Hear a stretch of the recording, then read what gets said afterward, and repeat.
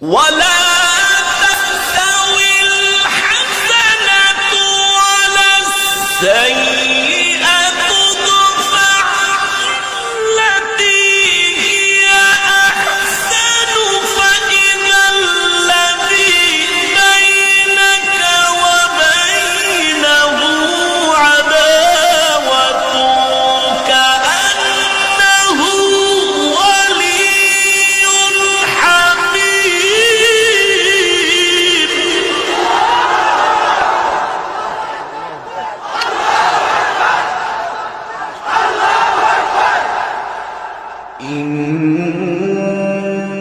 إن الذين قالوا ربنا الله ثم استقاموا